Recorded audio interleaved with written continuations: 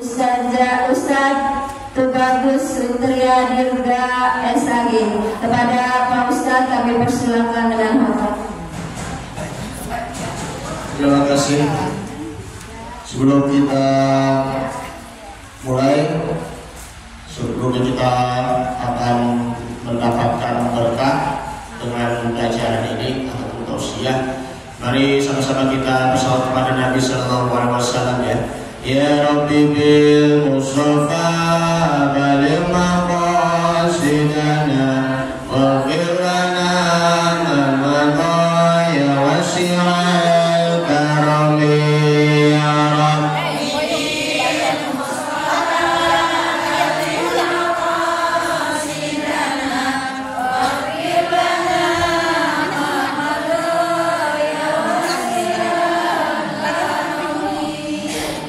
هو الحبيب الذي ترجى شفاعته في كل حول بما أقوال مقتدمين يا رب.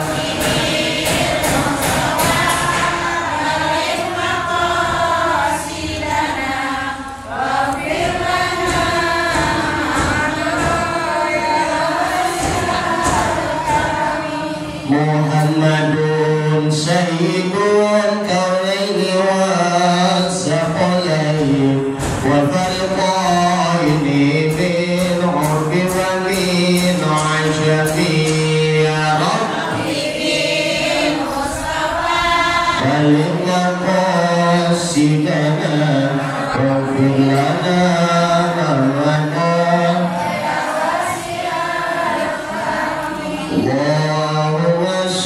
وسلم وبارك عليه وعلى آله. Alhamdulillah ya, berkah sholawat di tanggal 2 Rabiul Awal ini sudah memasuki bulan kelahiran Nabi Muhammad SAW. Tinggal 10 hari lagi kita menyambut kedatangan bulan Maulid Nabi Sallallahu Alaihi Wasallam. Bahkan ini alhamdulillah kita sudah mengalami hujan kembali. Mudah-mudahan setelah beberapa hari yang lalu mengalami kepanasan, dengan turunnya hujan ini Allah Ta'ala akan memberikan curahan berkah sholawat dan berkah hujan dan rahmat untuk kita semuanya. Amin ya rabbal alamin. Assalamualaikum warahmatullahi wabarakatuh. Alhamdulillahi rabbil alamin wa bihi nasta'in ala umuri dunya waddin. Wassalatu wassalamu ala asyrafil anbiya wal mursalin wa ala alihi wa sahbihi ajma'in. Amma ba'du. Qala ta'ala a'udzu billahi minasy syaithanir rajim. Bismillahirrahmanirrahim. أفمن شرح الله صدره للإسلام فهو على نور من ربه فويل للقسية قلوبهم من ذكر الله أولئك في ضلال مبين. صدق الله العظيم وصدق رسول النبي الكريم ونحن على ذلك من الشاهدين والشاكرين والحمد لله رب العالمين. Yang saya hormati Ibu Masriyah selaku pimpinan Majelis Taklim Al Hidayah beserta jajarannya, Ibu Ismi, Ibu Afwan, siapa namanya? Ibu Muna selaku MC, Ibu Haja Ella, nggak ada Ibu Haja Ella ya? Oh nggak hadir ya? Ya semoga Ibu Haja Ella bisa hadir kembali bersama kita dan keadaan sehat walafiat. Amin ya rabbal alamin. Ibu-ibu sekalian yang saya hormati, yang saya cintai, yang tidak bisa disebutkan satu persatu namanya, namun tidak mengurangi rasa hormat atau takzim saya. Alhamdulillah, puji syukur kehadirat Allah Subhanahu wa Ta'ala. Allah memberikan curahan nikmat kepada kita, nikmat iman, nikmat Islam, maupun nikmat sehat walafiat, serta nikmat yang kita tunggu-tunggu, yaitu adalah nikmat hujan. Karena kita dianjurkan untuk membaca Allahumma shayyiban nafi'an. Ya Allah, jadikanlah turunnya hujan kami dengan penuh keberkahan. Kalau ada geledek, ada petir, ada halilintar, maka hendaknya baca Allahumma la taqtulna bi qadabika wa la tuhlikna bi 'adzabika wa 'afina qabla dzalik. Ya Allah, ya Tuhan kami, lindungilah kami dan janganlah bunuh kami dengan kemurkaan-Mu. Janganlah Engkau membinasakan kami, wala tuhlikna bi qadabika wala tuhlikna bi 'adzabika, dengan siksaanmu. Nah, wa'afina qabla dzalik, dan selamatkanlah kami dari orang-orang sebelum itu. Jadi dengan adanya petirnya itu bertanda malaikat itu sedang bertasbih dan sedang merintih karena bertasbih kepada Allah Subhanahu wa ta'ala. Syukurlah kita masih diperpanjang umur, kita kembali lagi di turun hujan dalam bulan keberkahan ini karena sekian lama saking panasnya, ya kan, bahkan sampai terjadi polusi, masya Allah, sampai terjadi sakit, kena penyakit. Bahkan ini sekarang lagi musim penyakit kan ya Bu ya, ada yang pilek, ada yang pusing, ada yang mual-mual, masya Allah. Itulah pertandanya itu iman kita sedang diuji, bagaimana kita selaku orang yang beriman, kita kuat dalam menghadapi cobaan berupa penyakit. Bahkan juga ada yang diberi kesehatan walafiat, ya, sehingga tetap dijaga kesehatan dan juga atur pola kesehatan kita. Baik, pada kemarin ya Akib menyampaikan ya baru ada 4 sebab ya lapangnya hati. Sebenarnya sih pengen cepat selesai ya. Jadi baru yang pertama mentauhidkan Allah, kedua berprasangka baik kepada Allah, yang ketiga itu adalah ilmu syar'i dalam arti ilmu agama Islam, dan yang keempat yaitu adalah berzikir dan banyak berdoa kepada Allah Subhanahu wa ta'ala. Dalam ayat Al-Quran surah Az-Zumar, surah yang ke-39 ayat 22, bahwasanya Allah Ta'ala berfirman, afaman syarrahallahu sadrahu lil islami fahuwa ala nurin min rabbih. Maka apakah orang-orang yang dibukakan hatinya oleh Allah Subhanahu wa ta'ala untuk menerima agama Islam itu, lalu ia menerima atau mendapat cahaya dari Tuhannya, maka hati-hati ya. Fawailul lil qusyati qulubuhum min dzikrillah. Maka sama saja itu adalah orang yang hatinya itu keras lagi membatu bulat. Maka itu celakalah bagi orang-orang yang keras hatinya, yang telah membantu untuk mengingat Allah Subhanahu wa ta'ala. Dulu ya di zaman para nabi dan rasul, kayak seperti contohnya di zaman Nabi Muhammad SAW, belum ada satupun orang-orang kafir Quraisy itu menerima ajakan dakwah dari Nabi SAW, karena hatinya itu karena saking kerasnya membatu, bukan, sehingga tidak menerima ajakan dari Nabi SAW. Hingga Nabi Muhammad SAW beliau dihina, disindir, tukang sihir segala macam, magician segala macam, orang kayak peramal begitu misalnya. Maka itu belum ada pertanda ada kecahayaan di dalam hati mereka orang-orang kafir Quraisy.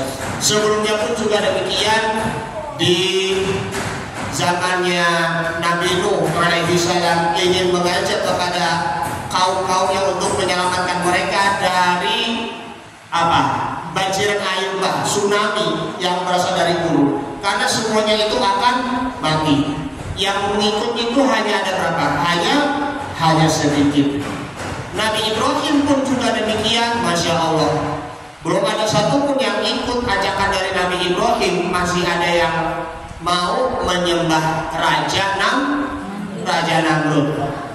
Nabi Musa Masya Allah, lebih kelam lagi itunya tuh. Ketika berhadapan dengan musuhnya yaitu adalah Fir'aun, musuh bebuyutan dikala semenjak Nabi Musa lahir sampai Nabi Musa itu mendapatkan menjadi nabi, dan ingin berdakwah kepada kaumnya Bani Israel agar apa? Kaum Bani Israel tidak percaya kepada Fir'aun, namun Fir'aun masih membantah dengan ajakan Nabi Musa alaihi salam, hingga akhirnya Allah Subhanahu wa taala memberikan azab kepada Nabi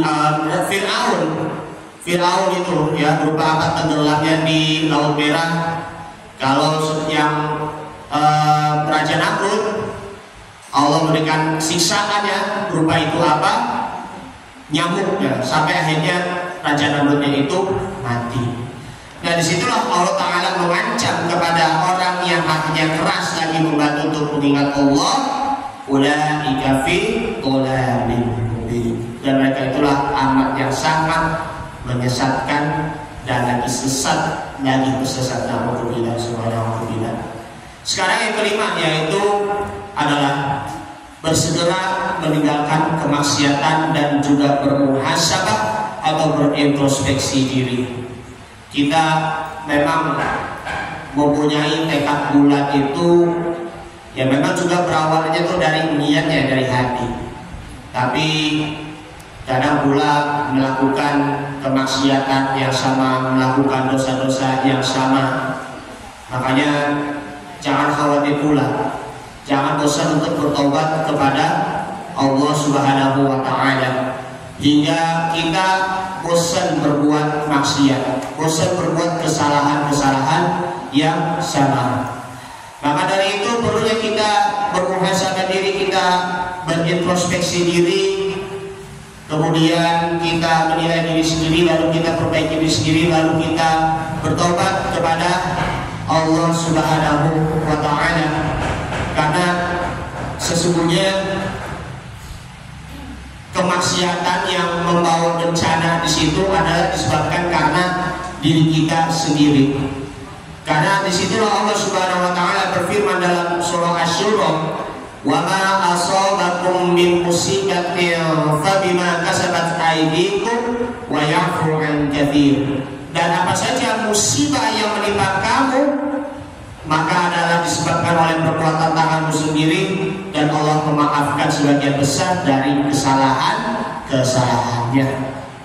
Makanya kita jangan cari gara-gara deh, jangan membuat orang lain repotin, jangan cari penyakit lah istilahnya begitu, yang merepotkan diri kita sendiri dan juga merepotkan orang lain.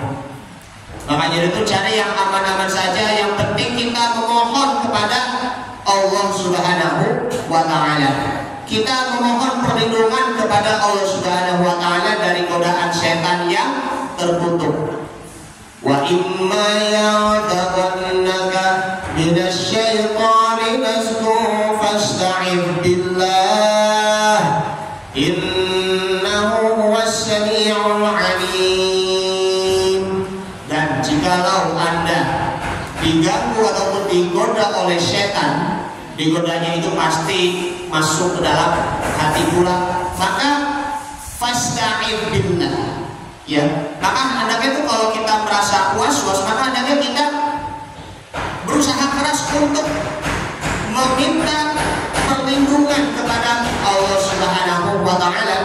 Karena dasarnya ada dalam surah An-Nas, qul a'udzu birabbin nas, kata-kata kepada Tuhannya manusia, Malikin nas, yang menguasai manusia, Ilahin nas, dan sembahannya manusia itu Allah, min syarril waswasil khannas, dan dari segala kejahatan apa yang tersembunyi, alladzi yuwaswisu fi sudurin nas, dan setan itu membisikkan ke dalam dadanya manusia, minal jinnati wan nas, dari golongan jin dan manusia.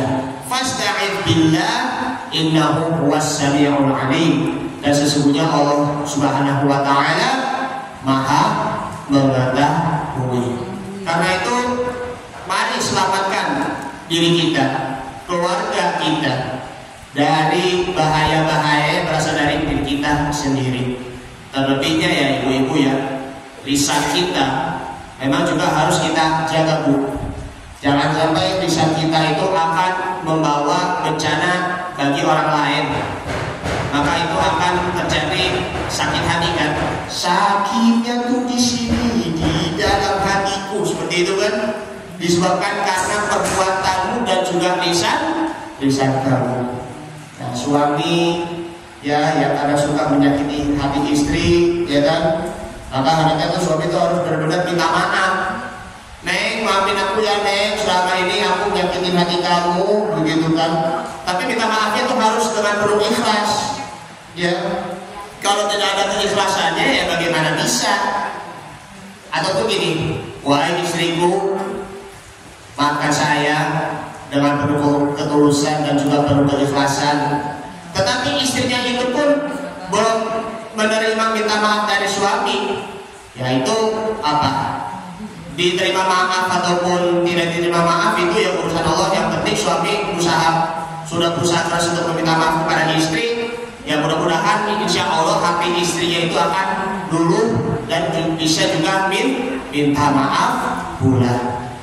Ubahlah kebiasaan ya dari yang tadinya sikapnya kasar akan menjadi lemah lembut pula. Baik, selanjutnya yang ke-6 sekarang ya. Tadi sudah bermuhasabah diri dan juga berintrospeksi diri, bersegera meninggalkan kemaksiatan. Nah, tadi apa yang tadinya dendam menjadi pemaaf, yang tadinya malas beribadah sekarang rajin beribadah. Nah, ini sekarang apa? Melaksanakan kewajiban. Melaksanakan kewajiban di sini jangan setengah-setengah, jangan tanggung-tanggung. Sholat fardu 5 waktu dikerjakan dengan penuh khusyuk disertai dengan tumanina. Ditambahi juga dengan sholat sunnah rawatib. Sholat sunnah rawatibnya itu kan antara qobliyah maupun juga ba'diyah. 2 rakaat sebelum sholat subuh, ya. Kemudian 4 rakaat sebelum sholat zuhur qobliyah boleh dipisah ya, 2 kali salam, 2 rakaat. Terus 2 rakaat ba'diyah zuhur. Kemudian 2 rakaat ba'diyah maghrib dan 2 rakaat ba'diyah isya. Itu sholat rawatibnya di situ. Ada juga riwayatnya yakni 2 rakaat sebelum subuh, kemudian juga 2 rakaat sebelum zuhur, 2 rakaat ba'diyah zuhur, kemudian 4 rakaat qobliyah asar, dan yang terakhirnya itu 2 rakaat ba'diyah isya. Itu sholat sunnah rawatib di sini sebagai sarana untuk membantu kekhusyukan sholat kita, agar kalau kita mengerjakan sholatnya itu ya tidak tanggung-tanggung. Masa kok hidupnya cuma hanya mengerjakan sholat fardu 5 waktu saja, kan rugi. Terus setelah itu banyakin tahajudnya, ya kan, rutin. Banyakin doanya secara rutin.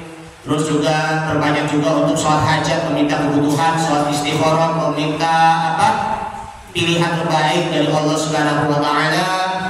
Terus juga sholat sunat taubat itu perlu juga apabila kita semakin banyak yang kemaksiatan, semakin banyak maksiatnya, maka kita perlu kembali lagi bertobat kepada Allah Subhanahu wa Ta'ala. Karena itulah innahu kana tawwaba. Sesungguhnya Allah Ta'ala maha menerima taubatnya pula. Puasa pun juga lebih digembleng lagi, puasa Senin Kamisnya, kemudian puasa Nabi Daudnya, kemudian juga perbanyak lagi latihan riyadhah puasanya, agar kita bisa kendalikan nafsu kita, gemar bersedekah, kemudian kebajikannya itu lebih digembleng lagi, lebih ditingkatkan lagi. Jadi itu kebaikan di situ, baik itu untuk diri sendiri maupun orang lain, itu perlu juga di-upgrade dan juga update, diperbaharui dan juga dikembangkan lagi. Makanya yang tadinya istrinya kurang taat pada suami makin tambah taat, taat. Yang tadinya kurang perhatian sama anak menjadi tambah perhatian. Yang tadinya kurang ikhlas dalam mendidik anak maupun juga melayani suami harus bertambah ikhlas. Karena semua nilai amal ibadah pun baik diri sendiri maupun keluarga pasti itu ada nilai ibadahnya.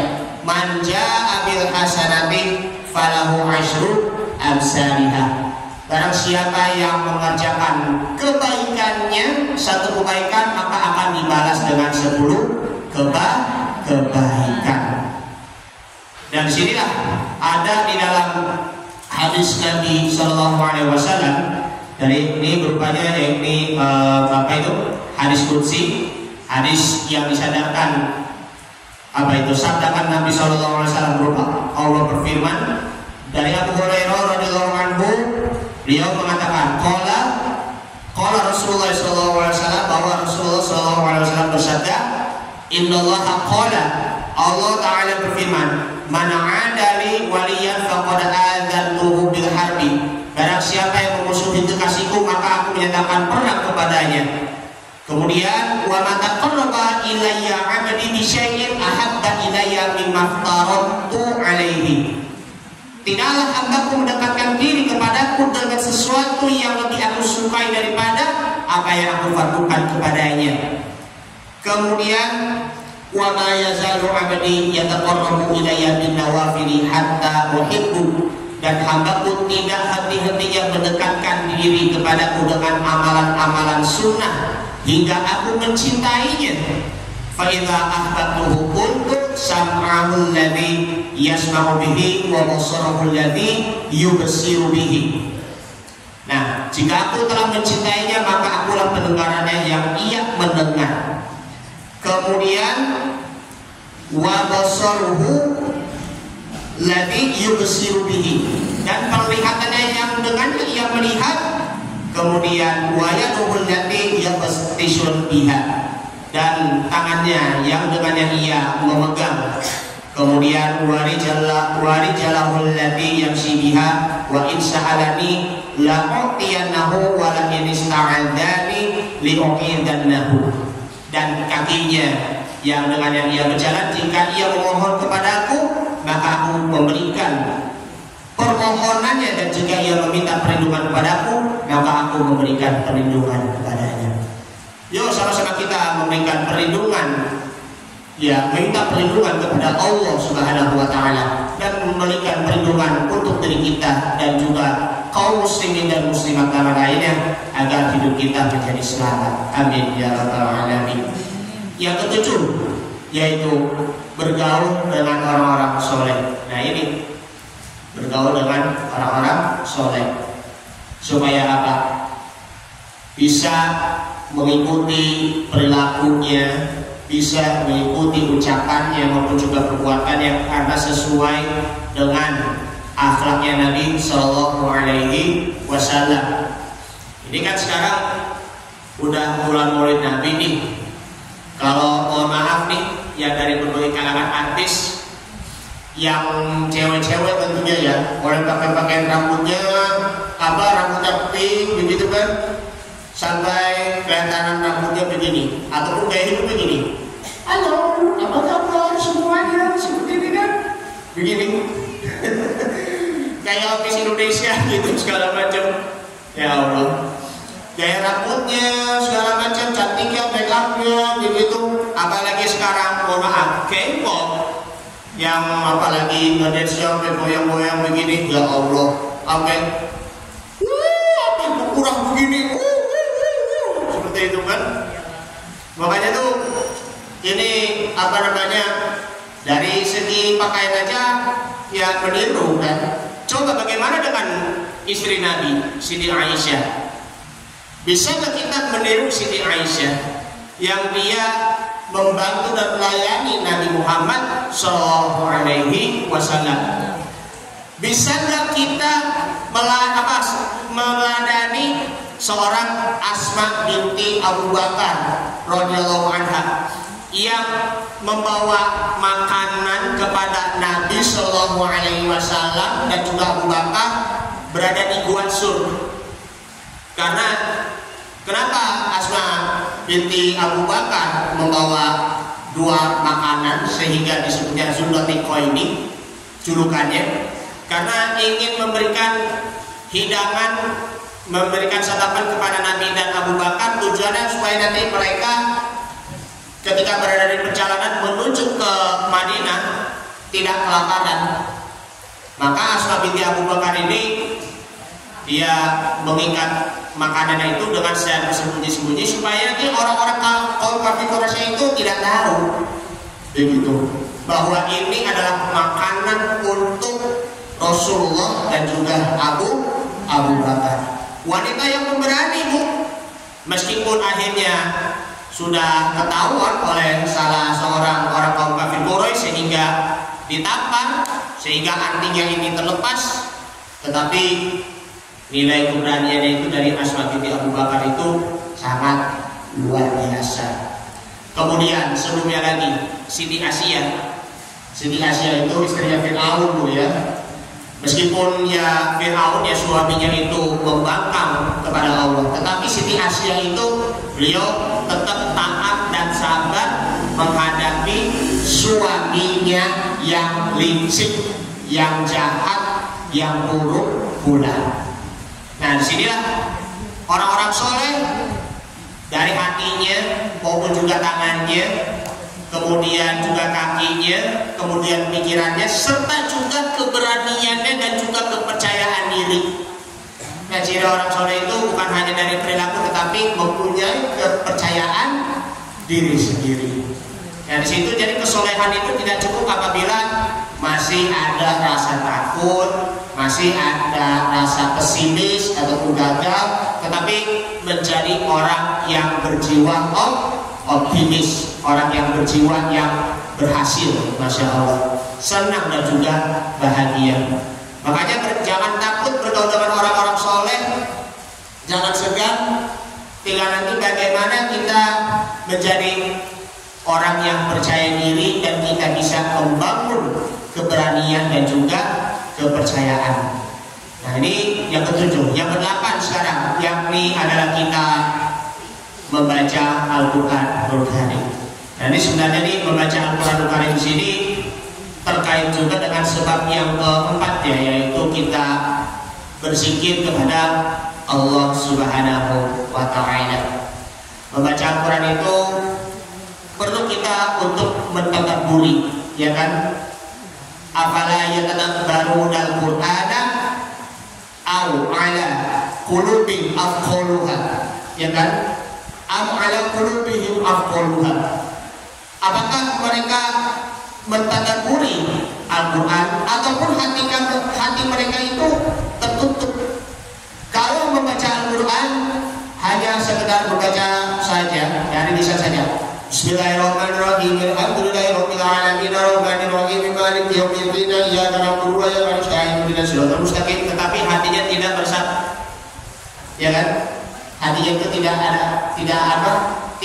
akan tercerna. Masya Allah. Dalam sholat pun juga demikian, hati pun juga khusyuk, hati pun juga akan cerna pula apabila kita membaca Al-Quran sendiri. Misalnya tadi membaca Al-Quranul Karim surah An-Nas tadi yang kita sudah terjemahkan kan. Coba deh Al-Falaq. Qul a'udzu birabbil falaq.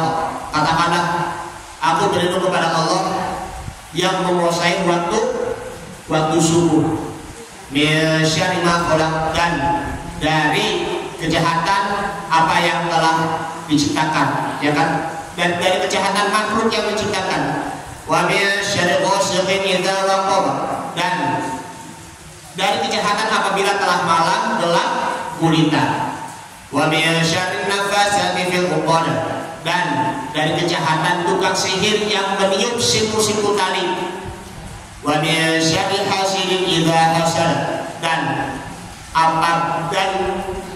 melindungi dari orang-orang yang dengki apabila itu dia dengki pula. Nah, di sini kita perlu untuk menghayati apa isi kandungan surah Al-Falaq misalnya, apa isi kandungan surah An-Nas misalnya, karena dua hal ini Muawwidzatain ini tadi sebutannya itu merupakan perlindungan diri kita dari godaan setan di waktu pun, kapanpun, baik itu di waktu malam maupun di waktu siang. Karena zikir itu bukan hanya sekedar dari ucapan saja, bukan hanya dari apa kita bacaan dari subhanallah tasbih saja, tetapi bisa juga yang membaca Al-Quranul Karim, bisa juga sholat. Sholat itu merupakan zikir yang membuat diri kita tenang hidupnya. Jadi itu zikirnya itu bisa juga bil qalbi, bil lisan, dan juga bil arkan, dan bisa juga dengan perbuatan. Misalnya ketika kita berada di bis, ya kita subhanallah walhamdulillah wala ilaha illallah wallahu akbar, subhanallah walhamdulillah wala ilaha illallah wallahu akbar. Baca ayat kursi, baca muawwidzatain, baca surah Al-Ikhlas. Syukur-syukur bisa juga hafal misalnya dari surah Ad-Duha sampai An-Nas, sampai di rumah sudah tiba selamat kan jadinya. Syukur-syukur bisa juga ngapalin surah panjang, ya kan? Ar-Rahman 'allamal Qur'an, khalaqal insan 'allamahul bayan, asy-syamsu wal qamaru bihusban, wan najmu wasy-syajaru yasjudan, was-samaa'a rafa'aha wa wada'al mizan. Ya, seperti itu. Ya. Jadi ini kalau berzikir ketika di waktu sepi itu lebih bagus sekali supaya nanti kita terhindar dari apa?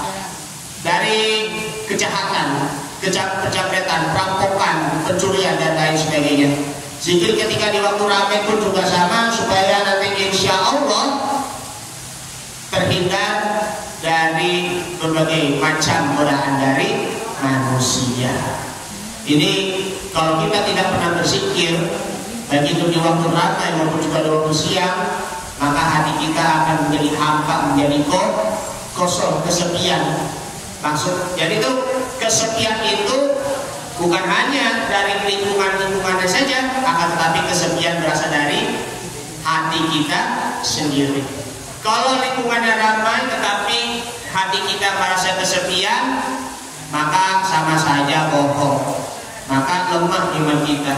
Tetapi kalau dengan diisi zikir kita, maka hati kita itu akan selalu terisi. Jadi teringat hati kita kepada Allah Subhanahu wa taala. Hati kita itu akan menjadi ramai karena diisi oleh bacaan zikir la ilaha illallah, la ilaha illallah, la ilaha illallah, Muhammadur Rasulullah. Dan situlah membaca Al-Quran itu pun akan membuat hati kita akan menjadi tenang hidupnya dan dapat menyehatkan badan kita, ya, karena membaca Al-Quran ya pasti di situ ada doanya kan. Kalau misalnya ada yang sakit, nah coba deh, seandainya nih ini namanya ayat doa, coba baca nih. Bismillahirrahmanirrahim. Wa nunazzilu minal Qur'ani ma huwa shifaa'un wa rahmatun lil mu'minin wa la yazidu dz-dzalimina illa khasara. Seperti itu. Terus aja baca ya ayuhan nasu qad ja'akum mau'izatun min rabbikum wa shifaa'un lima fis sudur wa hudan wa rahmatun lil mu'minin. Terus baca lagi misalnya Allahumma sholli ala sayyidina Muhammadin tibbil qulubi wa dawa'iha. Lalu diminum 3 kali basmalah, alhamdulillah, basmalah, alhamdulillah, basmalah, alhamdulillah. Nah seperti itu. Maaf ya, memang contohnya seperti itu. Nanti bisa dipraktekin sendiri nanti. Buat kita maupun juga ibu-ibu nanti insya Allah ada kemudahan, nanti Allah Ta'ala akan memberikan kesembuhannya.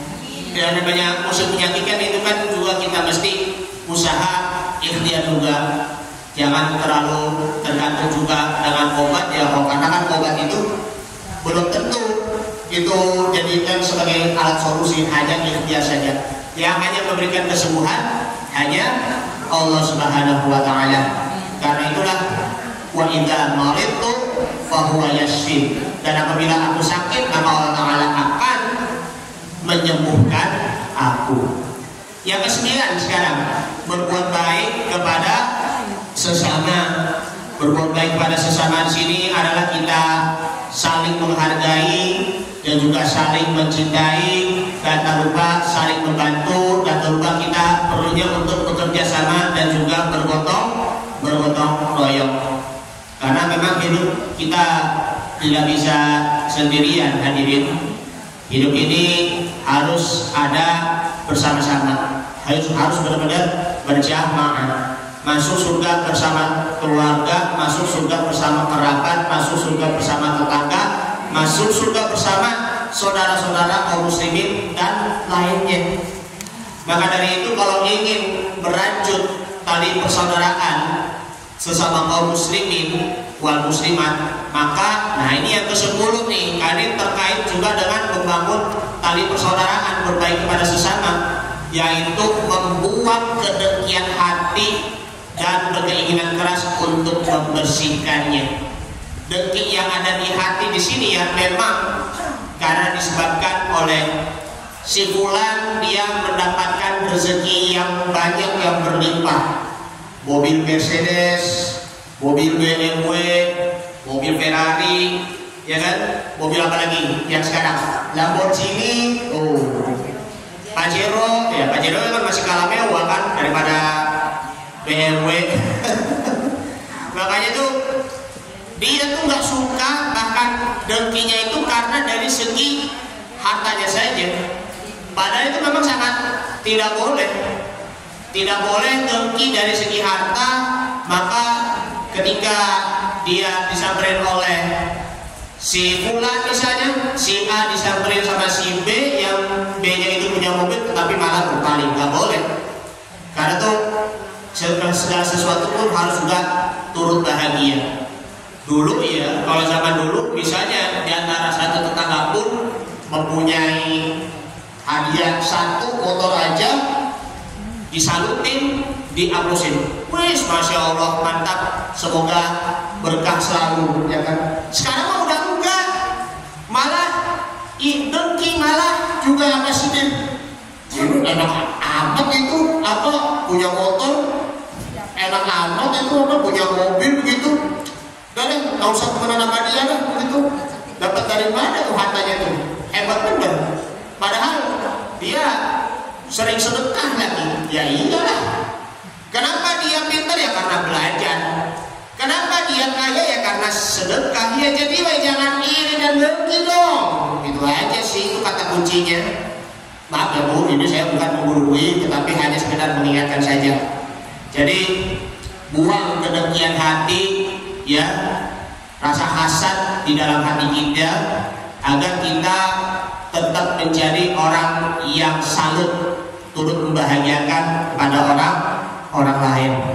Bagaimanapun rezeki seseorang, kita tidak boleh dengki, kita tidak boleh memusuhi dia, ya karena dia mempunyai rezeki yang berlimpah. Karena itu ubahlah rasa hasad itu menjadi lapang dada.